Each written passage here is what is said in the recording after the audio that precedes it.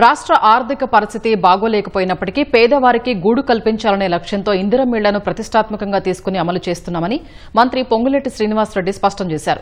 అధికారులు సొంత నిర్ణయాలతో పేదలను ఇబ్బందులకు గురి చేయొద్దన్నారు. హన్మకొండ కలెక్టరేట్లో ఉమ్మడి వరంగల్ జిల్లాలో ధాన్యం కొనుగోళ్లు, వర్షాకాల ముందస్తు ప్రణాళిక, ఇందిరమ్మ ఇళ్లు, భూభారతిపై మంత్రి కొండా సురేఖతో కలిసి సమీక్షా సమావేశం నిర్వహించారు. ఇందులో జిల్లా ప్రజా ప్రతినిధులు, కలెక్టర్లు హాజరయ్యారు. నకిలీ విత్తనాలు, ఎరువులు నియంత్రణకు ఏర్పాటు చేసిన కమిటీలో అధికారులతో పాటు రైతులను భాగస్వామ్యం చేయాలని కొండా సురేఖ సూచించారు.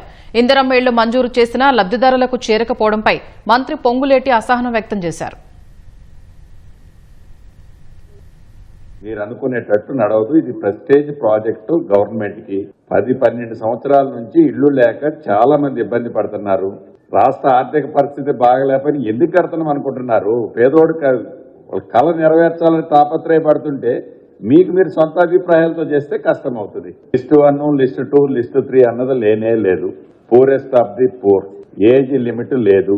3,500 ఒకేసారి శాంక్షన్ చేయాలనే ఉద్దేశం ప్రభుత్వానికి కాదు. ఎట్లొచ్చినా ఎట్లా అప్రూవ్ చేసి పని మొదలు పెట్టుకోవాలి. ఇట్లా నడవదు. 6th is the last date. ఎంతమంది ఉన్నారు మీకు? ఒక్కొక్కరికి ఉన్న ఎమ్మెల్యేలు ఎంతమంది? 2-3 ఉంటారు. పర్సనల్ గా మాట్లాడుకోవచ్చు. గ్రౌండ్ చేపిస్తాం సార్. నెక్స్ట్ 5-6 డేస్ ఈ ప్రోగ్రెస్ కలెక్టర్ గారు, మీరు ఐఎమ్ సారీ టు సే, ఈ స్టైల్లో చేస్తే మనం ఈ ప్రోగ్రామ్ ని పికప్ చేయలేం. మీరు పికప్ చేయాలి తల్లి, ప్లీజ్. రైతులను కూడా ఎవరినన్నా ఒకరిని పెట్టండి, రైతులను కూడా పెట్టండి. వాళ్లకు అవేర్నెస్ అనేది కంపల్సరీ తీసుకురావాలి. ఏది అగ్రికల్చర్ వాళ్ళు కొని, వాళ్ళు ఫార్మర్స్ ఇష్టం ఉన్న ప్యాకెట్స్ కొనేసి ఎక్కడ పడితే అక్కడ కొనేసి తర్వాత లాస్ అయిన తర్వాత మళ్ళీ మన డిపార్ట్మెంట్ల మీద పడేసి ఇది నకిలీ విత్తనాలు అమ్ముతున్నారు అది ఇది అనేటువంటిది చేయకుండా మీరు ర్యాండమ్ సర్ప్రైజ్ విజిట్స్ ఇస్తూ వాటిని టెస్టులు చేస్తూ అన్నీ సరిగా ఉన్నాయా లేదా అనేది కూడా మీరు చూడాల్సిన అవసరం ఉన్నది.